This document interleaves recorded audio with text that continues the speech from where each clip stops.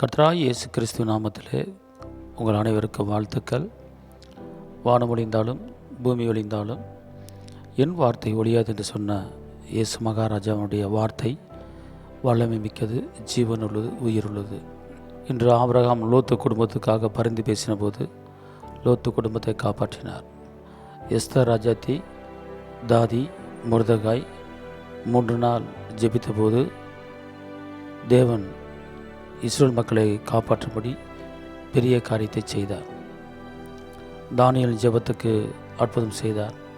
ஆபிரகாமின் ஜெபத்துக்கு அற்புதம் செய்தார். யாக்கோபின் ராம் முழுவதும் ஜெபித்த ஜெபத்துக்கு அற்புதம் செய்தார். அந்த ஜெபம் போராட்ட ஜெபம். இந்த நாட்களிலே தேவ பிள்ளை வாழ்க்கையில் ஜெபம் ஜெபம் ஜெபம் ஜெபம் இந்த ஜெபம் தான் நம்மளை நடத்துகிறது, நம்மளை போஷிக்கிறது, நம்மளை தாங்குகிறது, நம்மளுக்கு சுகத்தை கொடுக்கிறது, நம்மளுக்கு பலத்தை கொடுக்கிறது. நம்முடைய இரட்சகனுடைய வார்த்தை ஒருபோதும் பொய்யாகாது. இந்த வானமே ஒழிஞ்சாலும் இந்த பூமியை ஒழிந்தாலும் நம்முடைய இயேசப்பாவுடைய வார்த்தை ஒழியாது. இயேசு தான் வார்த்தை, வார்த்தை தான் இயேசு. இந்த நாளிலே கேட்கிற எவனும் பெற்றுக்கொள்வான் என்று சொன்னவர், தேடுகிற எவனும் கண்டடைவான் என்று சொன்னவர், என்னுடைய வார்த்தை உன்கிட்ட நிலச்சிருந்தா நீ கேட்டுக்கொள்கிற எந்த காரியம் வந்தாலும் உனக்கு தருவேன் என்று சொன்னவர், ஆபத்து காலத்தில் நோக்கி கூப்பிடு, நான் உன்னை விடுவிப்பேன் என்று சொன்னவர். இந்த நாளிலே நம்முடைய வாழ்க்கையிலே நம்ம கூப்பிடும்போது இயேசப்பா அற்புதம் செய்வார். அநேக சபைகளிலே தேவ பிள்ளைகள் நாட்டுக்காக ஜெபிக்கிறார்கள், தேசத்துக்காக ஜெபிக்கிறார்கள், குடும்பங்களுக்காக ஜெபிக்கிறார்கள், மிஷினரிகளுக்கு ஜெபிக்கிறார்கள். எல்லாருடைய ஜெபந்தான் இன்று உலகத்தில் நம்மளை போஷித்து தாங்கி கொண்டிருக்க நடத்தி கொண்டு இருக்கிறது. உலகத்திலே எந்த அசம்பாவிதம் நடக்காமல் இருப்பதற்கு மெயின் காரணமே தேவ பிள்ளைகள் ஜெபிக்கிற ஜெபம். இந்த நாளிலே நம்முடைய குடும்பங்களுக்கு ஜெபிக்கிறோம், நல்லது. தேசத்துக்கு ஜெபிக்கிறோம், நல்லது. நாட்டுக்கு ஜெபிக்கிறோம், நல்லது. நாட்டு தலைவர்களுக்கு ஜெபிக்கிறோம், நல்லது. மிஷினரி ஊழியங்களுக்கு ஜெபிக்கிறோம், நல்லது. உலக நாடுகளுக்கு ஜெபிக்கிறோம், நல்லது. அந்த ஜெபத்தை கேட்டு தான் இயேசப்பா இன்றைக்கி நம்முடைய தேசத்துக்கு சேமித்து கொடுக்கிறார். தேவ பிள்ளைகள் தங்களை தாழ்த்தி பொல்லாத வழிகளை விட்டு மனம் திரும்பி தேவ சமூகத்தை நாடும்போது அவர்கள் ஜெபத்தை கேட்டு பாவத்தை மன்னித்து அவர்களுக்கு தேசத்துக்கு சேமத்தை கொடுப்பேன் என்று அவர் சொல்கிறார். நம்முடைய ஜெபந்தான் தேசத்துக்கே சேமம். அன்பார்ந்தவர்களே, நீ சபைகள் நடப்பதுக்கு ஜெபந்தான், விசுவாச குடும்பத்தை அரிசிக்கப்படுவதற்கு ஜெபந்தான். இதனால் ஜெபம் இல்லாமல் ஒன்றுமே கிடையாது. ஜெபம் இல்லைன்னா சபை வளராது, ஜெபம் இல்லைன்னா குடும்பம் நடக்காது. அப்போ ஜெபத்தில் தான் ஆண்டவர் நம்ம நடத்திக்கிட்டு இருக்கிறார். இருந்தாலும் கூட எல்லா காரியங்களுக்கும் நம்ம ஜெபிக்கிறோம், நல்லது. ஆனால் ஒரு காரியத்துக்காக நாம் ஜெபிப்பது கிடையாது. அது என்ன காரியம் என்று கேட்டால், கத்தோலிக்க திருச்சபையில் இருக்கிற கன்னியாஸ்திரிகள், சிஸ்டர்ஸ், இவர்களுக்காக நாம் தேவனிடத்தில் பரிந்து பேசுவது கிடையாது, ஜெபிப்பது கிடையாது. விளம்பரமில்லாமல் மறைமுகமான ஊழியத்தை செய்து கொண்டிருக்கிற, இறைப்பணியை செய்து கொண்டிருக்கிற அருமையான சகோதரிமார்கள், கன்னியாஸ்திரிகள், அவர்கள் செய்கிற ஊழியம் மனிதர்களுக்கு தெரியாது, மக்களுக்கு தெரியாது, கர்த்தருக்கு மட்டும்தான் தெரியும். அன்பார்ந்தவர்களே, இந்த கன்னியாஸ்திரிகளை குறித்து அநேகர்களுக்கு தெரியாது. ஒரு குடும்பத்தில் அண்ணன் தம்பி, அக்கா தங்கச்சி, அவர்களோடு பிறந்தவர்கள் சகோதரிமார்கள். இருந்தாலும் ஒரு குடும்பத்தில் 4 பேர் இருந்தால் அதில் ஒரு சகோதரி நான் இயேசுக்கா பணி செய்ய போகிறேன்னு சொல்லி பிரிந்து வந்து விடுவார்கள். இப்படி ஏகப்பட்ட குடும்பங்களிலே பிரித்தெடுக்கப்பட்ட சகோதரிமார்கள் தான் இந்த கன்னியாஸ்திரிகள். பெத்த தாய் தகப்பன் பிள்ளையை வளர்த்து படிக்க வச்சு ஆளாக்கி அந்த பிள்ளைகளுக்கு ஒரு திருமணம் முடித்து அழகு பார்க்கணும், என் பேர பிள்ளையை பார்க்கணும், பேத்தியை பார்க்கணும்னு சொல்லி எத்தனையோ பெற்றோர்கள் விரும்புகிறதை நாம் பார்த்துருக்குறோம், கேட்டிருக்கிறோம். ஒரு குடும்பத்தில் பெண் பிள்ளை இருந்தால் அந்த பெண் பிள்ளையை வளர்த்து ஆளாக்கி படிக்க வச்சு நல்ல வேலைக்கு அமர்த்தி அவளை கல்யாணம் முடிக்க வச்சு அவளுக்கு பேர பிள்ளையை பார்க்கணும் அப்படிங்கிற ஆசை தான் தாய் தகப்பனுக்கு இருக்கும். இதுதான் உலகத்தில் நடக்கிற காரியங்கள். ஆனால் இன்று ஒரு குடும்பத்தில் ஒரு சகோதரி மட்டும் நான் இறைப்பணி செய்ய போகிறேன், நான் கன்னியாஸ்திரி ஆக போகிறேன் என்று சொன்ன உடனே அந்த பெற்றோர்கள் மனது எவ்வளோ வேதனைப்படும் பாருங்கள். ஐயோ, என் பிள்ளையை நான் படிக்க வச்சு கல்யாணம் முடிக்க வைக்க நினச்சேன், ஆனால் இவள் கன்னியாஸ்திரியாக போகிறேங்கிறாளே, சரி ரைட்டு ஓகே, கர்த்தர் சித்த எதுவாக நடக்கட்டும் அப்படின்னு சொல்லிட்டு பெற்றோர்கள் என்ன செஞ்சுறாங்க, அனுப்பி வைக்கிறாங்க. அன்பார்ந்தவர்களே, இந்த கன்னியாஸ்திரி என்பவர்கள் திருமணம் முடிக்காமல் இதுக்குன்னு அந்த இறைப்பணி செய்வதற்கு தனியாக ட்ரைனிங் எடுத்து அதுக்கப்புறம் ஒரு உடன்படிக்கை பண்ணி உலகத்தை வெறுத்து குடும்பத்தை வெறுத்து உடன்பெருமைகளை மறந்து நான் இயேசுவுக்காக வாழ்வேன், இறைப்பணி செய்வேன் என்று வலது கையை நீட்டி தேவனுக்கு முன்பாக ஒரு உடன்படிக்கை பண்ணுவார்கள். நான் இந்த இறைப்பணியிலே நான் வந்துவிட்டால் கடைசி வரைக்கும் சாகர வரைக்கும் இதில் நான் முழுமூச்சாக என் ஜீவனை கொடுத்து நான் இந்த பணியை செய்வேன். ஊடால எந்த ஒரு சமயத்திலும் நான் இந்த இடத்த விட்டு போக மாட்டேன், இந்த பணியை விட்டு போக மாட்டேன், இதில் நான் உறுதியாக இருக்கிறேன் அப்படி என்று ஒரு உடன்படிக்கை பண்ணி ஒரு உறுதி எடுத்து தான் இந்த இறைப்பணியிலே அந்த கன்னியாஸ்திரிகள் போகிறாங்க. அன்பார்ந்தவர்களே, எவ்வளோ பெரிய ஒரு தியாகம்! இன்றைக்கி ஒரு குடும்பத்தில் ஒரு பெண் பிள்ளை இருந்தால் விதவிதமான சூடிதர், விதவிதமான ட்ரெஸ்ஸு, விதவிதமான சேலை, விதவிதமான நகை, விதமான தோடு, விதமான தலைமாட்டி, இப்படி பலவிதமான காரியங்களை அணிந்து ஒரு சந்தோஷமான சமாதானமான சுகபோகமான வாழ்க்கையை வாழ்கிற பெண்கள் மத்தியிலே இவர்கள் பிரித்தெடுத்து கழுத்தில் ஒரு செயினும் இல்லாமல், காதில் ஒரு தோடு இல்லாமல், தலையில் அலங்காரம் இல்லாமல் ஒரு வெள்ளை அங்கி அணிந்து கொண்டு உலக ஆசைகளை வெறுத்து இந்த இறைப்பணியை செய்து கொண்டு வருகிற கன்னியாஸ்திரிகளை கொஞ்சம் நாம் நினைத்து பார்ப்போம். அவர்களுக்கு நம்மளை போல எல்லா மனிதரை போலையுமே சிந்தை இருக்கிறது, ஞானம் இருக்கிறது, அறிவு இருக்கிறது, ஆற்றல் இருக்கிறது, உணர்ச்சிகள் இருக்கிறது, எல்லாமே இருக்குது. ஆனாலும் தன்னைத்தானே காத்து கொண்டு உணர்ச்சிகளை அடக்கி கொண்டு இயேசுக்காக நான் எல்லாவற்றையும் நஷ்டம் என்று கருதுகிறேன் என்று பவுலடிகளார் சொன்னது போல, இந்த உலகத்தில் வருகிற எல்லா லாபமும் நஷ்டமும் இயேசுக்காக நான் குப்பை என்று எண்ணுகிறேன் என்று சொன்னது போல உலகத்தை வெறுத்து அவர்கள் இறைப்பணி செய்து கொண்டு வருகிறார்கள். எத்தனையோ குடும்பங்கள், கத்தோலிக்க குடும்பத்திலே தன்னுடைய மகளை இறைப்பணிக்கு பெற்றோர்கள் தாராளமாக மனமும் வந்து அனுப்பி வைக்கிறார்கள். அந்த பெற்றோர்களுக்கு பிறந்த அந்த பிள்ளைகள் இறைப்பணி செய்யும்போது அந்த பெற்றோர்களுக்கு ஆசீர்வாதமாக இருக்கும், அந்த குடும்பத்துக்கு ஆசீர்வாதமாக இருக்கும். அன்பார்ந்தவர்களே, இப்படிப்பட்ட பணியை செய்கிற மாத்திரமில்ல, இப்போ இந்த விருதுநகரில் ஒரு வீட்டில் வந்து ஒரு கன்னியாஸ்திரி போகிறாங்கன்னா அவங்க விருதுநகரில் கன்னியாஸ்திரி வைக்க மாட்டாங்க. எங்கேயோ ஒரு இடத்துல வட மாநிலங்களிலே, மத்திய பிரதேசம், பாம்பே, ராஜஸ்தான், இந்த மாதிரி பல இடங்களிலே தான் அவங்கள போட்டுருவாங்க. தான் பிறந்த ஊரில், சொந்த ஊரில் வைக்கவே மாட்டாங்க பார்த்துக்கணும். அப்போ வந்து தாய் தப்பனை மறக்கணும், எல்லாத்தையும் மறந்து இயேசுவை நினைத்து இயேசுக்காக இறைப்பணி செய்து வருகிறார்கள். அன்னை தெரசா அவர்கள் தன் சொந்த ஊரை விட்டு, சொந்த நாட்டை விட்டு, இந்தியாவுக்கும் அவங்களுக்கு சம்மந்தமே கிடையாது, ஆனால் இந்தியாவில் வந்து இறைப்பணி செய்யும்படி, இயேசுவின் அன்பை விளக்கும்படி, இயேசுவின் அன்பை போதிக்கும்படி,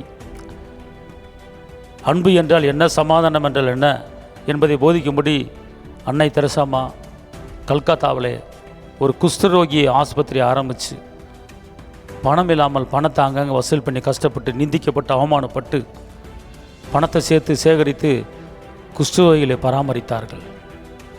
குஷ்டரோகிகளுக்கு வாழ்வு கொடுத்தார்கள், சுகத்தை கொடுத்தார்கள். இயேசுவின் நாமத்தில் வாழ வழி இல்லாமல் பிளாட்பாரத்தில் இருந்தவர்களுக்கு வாழ்வு கொடுத்த அந்த அன்னை தெரசாம்மா அவர்கள் பணி தொடர்ந்து நடந்து கொண்டு இருக்கிறது. ஒரு பெண் சாதிக்க முடியாத காரியத்தை சாதித்திருக்கிறார். இதே போல தான் அன்னை தெரசாம்மா போல் அநேக தெரசாக்கள் இந்த நாட்களிலே மறைமுகமாக விளம்பரம் இல்லாமல் தன்னுடைய இறைப்பணி செய்து கொண்டு வருகிறார்கள்.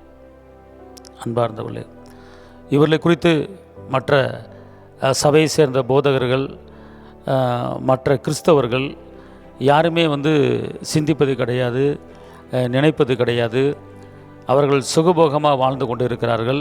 அவர்களுக்கு ஒரு குறையும் இல்லை. அவர்கள் வெளிநாட்டிலிருந்து பணம் வருகிறது, அவர்கள் நன்றாக தான் இருக்கிறார்கள் என்று தான் நினைத்து கொண்டு இருக்கிறார்கள். முதல்ல அவர்கள் தியாகம் பண்ணதை குறித்து நாம் பெருமைப்பட வேண்டும். குடும்ப வாழ்க்கை வாழாமல் உணர்ச்சிகளை அடக்கி கொண்டு உலக ஆசவாசங்களை வெறுத்து இயேசுக்காக தன்னையே அர்ப்பணித்து ஒரு வெறுமையாக்கப்பட்ட, ஒரு ஆடம்பரமில்லாத ஒரு வாழ்க்கை வாழ்கிறதே ஒரு பெரிய அர்ப்பணிப்பு. இந்த அர்ப்பணிப்பு நம்ம குடும்பத்தில் இருக்கிற பிள்ளைகள் செய்ய மாட்டாங்க. நம்ம குடும்பத்தில் இருக்கிற பெண் பிள்ளைகள் செய்ய மாட்டாங்க. இந்த அர்ப்பணிப்புக்கே அவர்களை நான் காரணம் இயேசுக்காக. எத்தனையோ ஸ்கூலில் காலேஜில் சிஸ்டர்கள் டீச்சராக இருக்காங்க. அந்த டீச்சர்களுக்கு மாதம் சம்பளம் வரும். அந்த சம்பளத்தை அவங்க கண்ணார கூட பார்க்க மாட்டாங்க. 50,000 60,000 70,000 சம்பளம் வரும். ஆனால் அந்த சம்பளத்தை அவங்க கையில் கூட வாங்க மாட்டாங்க. சம்பளம் அவங்க அக்கௌண்ட்டில் ஏறாது. எல்லாமே மடத்துக்கு போயிடும், கான்வெண்ட்டுக்கு போயிடும். அவங்க கையில் மாதம் ஒரு 1000 ரூபா செலவு கொடுப்பாங்க. எங்கேயாவது டவுன் பஸ்ஸுக்கு எங்கேயாவது போனாங்கன்னா, ஊழியத்துக்கு போனாங்கன்னா செலவுக்கு இவ்வளோன்னு சொல்லி மாதம் 1000 ரூபா கொடுப்பாங்க. 24 மணி நேரமும் காலையில் போய் சாயங்காலம் வரைக்கும் பிள்ளைகளுக்கு போதிக்கிறாங்க, டீச்சர் பாடம் சொல்லி கொடுக்குறாங்க. ஆனால் அவங்களுக்கு கிடைக்கிற அந்த கூலி பார்த்துக்கொள்ளுங்க, அவங்க கையில் கிடைப்பது கிடையாது. அந்த சம்பளம் எங்கே போகுது தெரியுமா? அந்த சம்பளத்தெல்லாம் சேர்த்து வச்சு அனாதை இல்லங்கள், முதியோர் இல்லங்கள், இன்னும் மற்ற இறைப்பணிகளுக்கு அந்த டீச்சர் சிஸ்டர்ஸுடைய சம்பளத்தை வைத்து அவர்கள் பணி செய்து கொண்டு இருக்கிறார்கள். மடங்களுக்கு போயிடும், கான்வெண்ட்டுக்கு போயிடும். அவர்கள் சம்பளத்தை வச்சு தான் முதியோர் இல்லமோ அனாதை இல்லமோ ஸ்கூல் பராமரிப்பும் செய்து கொண்டு இருக்கிறார்கள். இன்றைக்கி நமக்கு காலம்புறம் மாதமெல்லாம் வேலை பார்த்துட்டு 50,000 சம்பளம் வருது, 60,000 சம்பளம் வருது அப்படின்னா வீட்டு வாடகை கொடுக்குறோம், நம்ம தேவைகளை சந்திக்கிறோம், எவ்வளோ காரியங்களை பார்க்குறோம், காசு பணம் சேர்த்து வைக்கிறோம், அதை வச்சு வீட்டு லோன் எடுக்கிறோம், வீடு கட்டுறோம், இடத்த வாங்குகிறோம், என்னென்னமோ பண்ணுறோம். ஆனால் அவர்கள் சம்பளம், அவர் உழைக்கிற அந்த சிஸ்டர் சம்பாதிக்கிற அந்த சம்பளம் எங்கே போகுதுன்னு கேட்டிங்கன்னா ஏழைகளுக்கு, பராமரிப்புகளுக்கு, முதியோர் இல்லத்துக்கு போகிறது. அவங்க உழைச்சி என்ன செய்கிறாங்க? அனாதை இல்லங்களுக்கு, முதியோர்களுக்கும் கொடுக்கும்படி அவர்கள் அர்ப்பணிக்கிறாங்க. அப்படி ஒரு சட்டத்தில் அவங்க இருக்கிறாங்க, அப்படிங்கிற கட்டுப்பாட்டுக்குள்ள அவங்க இருக்கிறாங்க. அன்பார்ந்தவர்களே, நம்ம ஒரு மாதம்ல வேலை பார்த்துட்டு நம்ம முழு சம்பளத்தை அப்படியே ஒரு இறைப்பணிக்கு நம்ம கொடுப்போமா? அல்லது ஒரு முதியோர் இல்லத்தை கொடுப்போமா? அல்லது ஒரு அனாதை இல்லத்தை கொடுப்போமா? அல்லது குஷ்டரோகி ஆஸ்பத்திரிக்கு கொடுப்போமா? கொடுக்க மாட்டோம். ஏதோ 10ல் 1 கொடுப்போம், முழு சம்பளத்தையும் கொடுக்க மாட்டோம். ஆனால் கன்னியாஸ்திரிகள் வேலை பார்க்குற அந்த ஒரு காலேஜ்லேயோ ஸ்கூல்லையோ வேலை பார்க்குற அந்த டீச்சர், அந்த தொழிலில், அந்த போதிக்கிற அந்த தொழிலில், பிள்ளைகளுக்கு பாடம் சொல்லிக்கிற தொழிலில் வருகிற சம்பளத்தை அப்படியே முழுவதுமாக கொடுத்து விடுகிறார்கள். எவ்வளோ பெரிய ஒரு தியாகம், எவ்வளோ பெரிய ஒரு அர்ப்பணிப்பு, நினைத்து பாருங்கள். மாத்திரமல்ல, எத்தனையோ ஆஸ்பத்திரிகள் பொதுநலத்தொண்டு செய்து கொண்டு வருகிறார்கள்.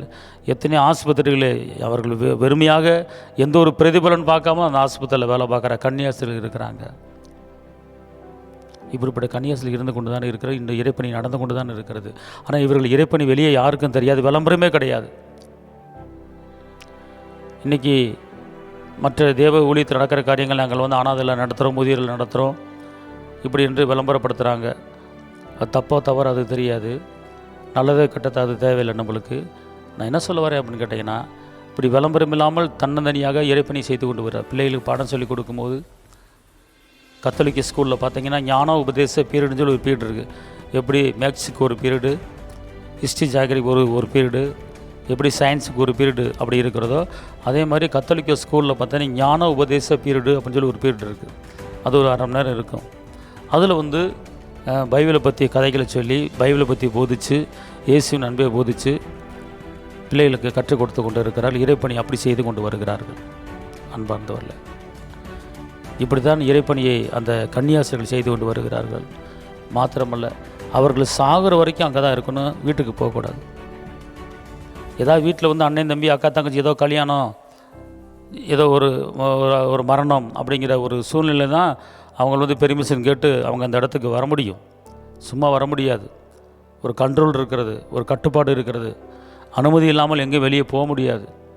எல்லாவற்றையும் அவர்கள் உடன்படிக்கை பண்ணி எழுதி வாங்கி கொண்டு தானே அந்த இடத்துல இருக்கிறாங்க. அன்பார்ந்தவர்களே, எத்தனையோ வட மாநிலங்களிலே, தமிழ்நாட்டில் பிறந்த எத்தனையோ கன்னியாஸ்திரிகள் வட மாநிலங்களை ஊழியம் செய்து கொண்டு இருக்கிறார்கள். பாஷை தெரியாத இடங்களில் ஊழியம் பண்ணி கொண்டு இருக்கிறார்கள். அதனால் இப்படிப்பட்ட ஊழியம் பண்ணுகிற கன்னியாஸ்திரிகளுக்கு நாம் தேவனிடத்திலே பரிந்து பேச வேண்டும். ஏசப்பட்ட அவர்களுக்கு சுகம் பலன் கர்த்தர் கொடுக்கணும். அவர்கள் குடும்பத்தை கர்த்தர் பாதுகாத்து கொள்ள வேண்டும். பெற்றது தாய் தேப்பேன், வளர்த்தது தாய் தேப்பேன், படிக்க வச்சது தாய் தேப்பேன். ஆனால் சம்பாரித்து கொடுக்கறது பொதுநல தொண்டுக்கு. அந்த பெற்றோர்கள் எவ்வளோ தியாகம் பண்ணியிருக்கிறார்கள். உண்மையிலே கன்னியாஸ்திரிகளை பெற்ற தாய் தப்பன்கள் ஒரு தியாகம் பண்ணியிருக்கிறார். தன் மகளை அர்ப்பணிக்கிறார். பெத்த பிள்ளையை தான் பெத்த மகளை ஊழியத்துக்கு அர்ப்பணிக்கிறார்கள். இப்போ மற்ற ஊழியத்தை அர்ப்பணிக்கிறாங்க, கல்யாணம் முடித்து குடும்பத்தோடு இருக்காங்க, சொந்தம், அது வேறு ஊழியம். ஆனால் திருமணம் முடிக்காமல், வீட்டுக்கு வராமல், தாய் தப்பனை பார்க்காமல், உடன் பிறந்தவர்களை பார்க்காமல், எங்கேயோ ஒரு மூல முடுக்கில் இருந்து ஊழியம் பண்ணக்கூடிய ஒரு கிருபையை கர்த்தர் அவங்களுக்கு கொடுத்துருக்கிறாரு, மன தைரியத்தை கொடுத்துருக்கிறாரு. அப்படி ஊழியம் செய்யும்படி பெற்றோர்கள் அர்ப்பணித்திருக்கிறார்கள். தன் மகளை என் மகள் போகட்டும் என்று அர்ப்பணிக்க. உண்மையிலே அவருடைய பெற்றோர்களை கர்த்தர் ஆசீர்வதிக்கணும். கன்னியாஸ்திரிகள் பெற்றோர்களை கர்த்தர் ஆசீர்வதிக்கணும். அன்பார்ந்தவர்களே, இப்போது நான் சொல்ல வருகிற காரியம் என்ன என்றால், நீங்கள் நினைக்கலாம், ஏன்னா அவன் பெந்தோகஸ்காரன் கன்னியாஸ்திரியை பற்றி பேசிக்கிட்டு இருக்கான், நீங்கள் நினைக்காதீங்க. யூதனிடம் இல்லை, கிரேக்கனிடம் இல்லை, அவரை தொழுது கொள்கிற யாவருக்கும் அவர் ஐஸ்வர்ய சம்பனாக இருக்கிறார். ஒரு கிறிஸ்தவனுக்கு மட்டும் இயேசப்பா சிலுவையில் இரத்தம் சிந்தல, உலக மக்களின் பாவங்களை போக்கவே இயேசு இரத்தம் சிந்திருக்கிறார். அதனால் நம்ம ஜெபிக்கணும். ரட்சிக்கப்படாத மக்களுக்கு ஜெபிக்கிறோம் இல்லையா? இயேசுவை அறியாத மக்களுக்கு ஜெபிக்கிறோம் இல்லையா? அதே போல் இவர்கள் இயேசுவை அறிந்தவர்கள், ட்ரைனிங் எடுத்தவர்கள், பைபிளை பற்றி ஃபுல்லாக அறிந்தவர்கள், பைபிளை பற்றி டீச்சிங் பண்ணுவதற்கு படித்தவர்கள். ஆனால் நம்ம எத்தனையோ ஊழியர்களுக்கு ஜெபிக்கிறோம், ஊழியங்களுக்கு ஜெபிக்கிறோம். ஆனால் கன்னியாஸ்திரிகளுக்கு ஒரு ஜெப குறிப்பு வைத்து நாம் ஜெபிக்க வேண்டும். அன்பார்ந்தவர்களே, எத்தனையோ கன்னியாஸ்திரிகள் வயதானவர்கள் முடியாமல் பலவீனத்தோடு இருக்கலாம். அவர்களுக்காக நாம் ஜெபிக்க வேண்டும். இறைப்பினை செய்கிற கன்னியாஸ்திரிகள் இன்னும் அதிகமாக ஆவியின் வரங்களை பெற்றுக்கொண்டு கன்னியாஸ்திரிகள் போதிக்கிறார்கள். கேரள மாநிலத்தில் சாலக்குடி என்கிற ஒரு இடத்துல 7 நாள் தியானம் நடக்கும். அந்த 7 நாள் தியானிலே 7 வித பாஷையில் தியானம் நடக்கும். பார்த்துக்கொள்ளுங்க. அதில் அந்நிய பாஷைகளை பேசிக்கொண்டு அந்நிய பாஷைக்கு வியாக்கியானம் சொல்லிக்கொண்டு, அந்நிய பாஷையை தீர்க்க திறந்து சொல்லிக்கொண்டு, அப்படிப்பட்ட கன்னியாஸ்திரிகள் அங்கே இருக்கிறார்கள். அந்நிய பாஷை பேசுகிற கன்னியாஸ்திரிகள் சாலக்குடியில் இருக்கிறார்கள். அந்நிய பாஷை பேசி அதுக்கு விளக்குறையை கொடுத்து தீர்க்கத்தை சொல்லி ஜெபிக்கிற கன்னியாஸ்திரிகள் அந்த சாலக்குடியில் இருக்கிறார்கள். அநேக கட்டுண்டவர்களை விடுதலையாக்கும்படி, தள்ளப்பட்டவர்களை, ஒதுக்கப்பட்டவர்களை, பலவீனம் உள்ளவர்களை சுகமாக்கும்படி அப்படிப்பட்ட ஆவியின் வரங்களை பெற்றுக்கொண்டு அநேக கன்னியாஸ்திரிகள் பிரசங்கம் பண்ணி கொண்டு இருக்கிறார்கள். இன்னும் அநேக கன்னியாஸ்திரிகள் இப்படிப்பட்ட காரியத்தை செய்ய வேண்டும். ஊழியம் பெருக வேண்டும். அன்பார்ந்தவர்களே, கர்த்தர் அப்படிப்பட்ட காரியத்தை செய்யணும். ஒரு தடவை நான் தொழில் பண்ணிக்கொண்டு, பிஸ்னஸ் பண்ணிக்கொண்டு, ஊழியம் செய்வதா, ஊழியம் செய்ய வேணாமா, எந்த ஊழியத்தை பார்க்க என்ன செய்ய, ஊழிய அழைப்பை குறித்து ஒரு உறுதி இல்லாமல் என்ன செய்வது என்று குழம்பி கொண்டு இருக்கிற வேளையிலே ஒருவர் சொன்னால், நீங்கள் சாலக்குடிக்கு போங்க, அங்கே போனால் உங்களுக்கு ஒரு தீர்வு கிடைக்கும். நீங்கள் பிஸ்னஸாக, வேலையா, தொழிலா, ஊழியமா அப்படின்ட்டு. அங்கே ஒரு 7 நாள் தியானம். எனக்கு இது வரைக்கும் கேரளா போனதில்லை, ஆனால் சாலக்குடிக்கு போனேன். போய் அங்கே ஒரு 200 150 ரூபாய் நினைக்கிறேன், சரியாக ஞாபகம் இல்லை, பல வருடங்கள் ஆயிடுச்சு. அந்த பணத்தை கட்டி உள்ளே போனேன். அங்கே வந்து மலையாள பாஷையில் ஒரு தியானம், தமிழில் ஒரு தியானம், இங்கிலீஷில் ஒரு தியானம், கர்நாடகாவில் ஒரு தியானம், இப்படி 7 வகை பாஷையில் ஒரு இடத்துல தியானம் நடக்கும். நான் தமிழ் தியானத்தில் போய் சேர்ந்தேன். அங்கே போய் 7 நாள் தியானம் பண்ணி கொண்டு இருந்தேன். நிறைய டீச்சிங் எடுத்தாங்க. முதல் பாவ மன்னிப்பு, சாபத்தை உடைக்கிறது, முதல் பாவ மன்னிப்பு குறித்து போதிப்பார்கள். அதுக்கப்புறம் கன்னியாஸ்திரிகள், ஒரு சில கன்னியாஸ்திரிகள் வந்து போதிப்பார்கள். போதித்து அந்நிய பாஷை பேசி அதுக்குண்டான வியாக்கிய வரையை கொடுப்பார்கள். அப்புறம் அந்த அந்த அந்த கூட்டம் நடக்கிற இடத்துல ஒரு இடம், தனியாக ஒரு இடம் இருக்குது. அங்கே 24 மணி நேரம் அங்கே ஜெபம் நடந்து கொண்டு இருக்கும். அங்கே வருகிற மக்களுடைய காரியம், எப்படிப்பட்ட மக்கள் வந்திருக்காங்கன்னு சொல்லி தீர்க்கதரிசனம் சொல்வார்கள்.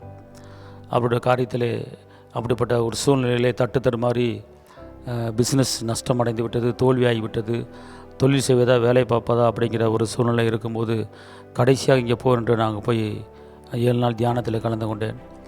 எனக்கு ஒரே ஆச்சரியம். அந்நிய பாஷையிலே தீர்க்க தரிசனம் சொல்லி அங்கே கவுன்சிலிங் பண்ணி டீச்சிங் பண்ணுறாங்க. தனிப்பட்ட கவுன்சிலிங் இருக்கிறது. எத்தனை பலவீனம் உள்ளவர்கள் சுகமானார்கள். நான் கடைசி நாளில் 7ஆவது நாளிலே ஆண்டவரே என்னோடு பேசுங்க என்று சொல்லும்போது அந்த இயேசுனுடைய அந்த ஒளி என் மேல் உதித்து என் தலைமையில் ஒரு வல்லமை இறங்கின உணர்ந்தேன். என்ன அறியாமலே அந்நிய பாஷை பேசி துள்ளி குதித்து எல்லாரும் முன்னாலேயும் ஆவியனர் நிரப்பினார். அப்போது திட்டமும் தெளிவுமாக என்னுடைய கேள்விக்கு பதிலை, மகனே உன்னை முழு நேர பணிக்கு அழைத்திருக்கிறேன், நீ முழு நேர பணியில் இறங்கு என்று ஒரு சத்தம் என் காதிலே ஒலித்தது. அங்கே 600 பேர் 700 பேர் இருப்பாங்க. அந்த இடத்துல எனக்கு மட்டும் ஒரு ஒளி வந்து என் தலைமையில் இறங்கி, மகனே உனக்கு முழு நேர பணியை கொடுக்குறேன் என்று சொல்லி ஆவியானவர் திட்டம் தெளிவாக பேசினார். அதுக்கப்புறம் வந்து தான், ஏன்னா நான் கல்யாணம் முடித்து 2 பிள்ளை பெற்றதுக்கப்புறம் தான் இவ்வளோ நடக்குது. அதுக்கப்புறம் நான் வந்து ஒரு ட்ரைனிங் போய் அதுக்கப்புறம் வந்து ஊழியத்தில் இறங்கி கர்த்தர் இந்த அளவுக்கு எனக்கு கொண்டு வந்திருக்கிறார். அப்போது அங்குள்ள கன்னியாஸ்திரிகள் அவ்வளோ வல்லமையாக பிரசங்கம் பண்ணினார்கள், தீர்க்க தரிசனம் உரைத்தார்கள். அவர்பட்ட கிருபை பெற்றவர்கள் கன்னியாஸ்திரிகள். ஆனால் இந்த நாட்களிலே அந்த கன்னியாஸ்திரி குறித்து யாருமே அக்கறைப்படுவது கிடையாது. அதனால் கன்னியாஸ்திரிகள் மூலமாக கர்த்தர் ஆவியின் வரங்கள் கொடுத்து செயலாற்றி கொண்டு இருக்கிறார்கள். அது விளம்பரம் இல்லாமல் அவர்கள் பண்ணி கொண்டு இருக்கிறார்கள். எத்தனை கன்னியாஸ்திரிகள் ஆஸ்பத்திரியில் பணி செய்து கொண்டு இருக்கிறார்கள். அவர்கள் இயேசுவின் நாமத்தில் ஜெபிக்கும் போது சுகத்தை பெறுகிறார்கள். இது யாருக்குமே தெரியாது. இதெல்லாம் நடந்து கொண்டு இருக்கிறது. நான் இப்போது சொல்ல போகிற காரியம் என்னவென்றால், இவர்களுக்கு நாம் எல்லாம் ஜெபிக்கணும், அவ்வளோதான். எல்லா சபையினரும், எல்லா சிஎஸ்ஐ, ஆர்சி, செவன்த் டே, எல்லா சபையினரும் நம்ம என்னாச்சுன்னா ஜெபிக்கலாம்.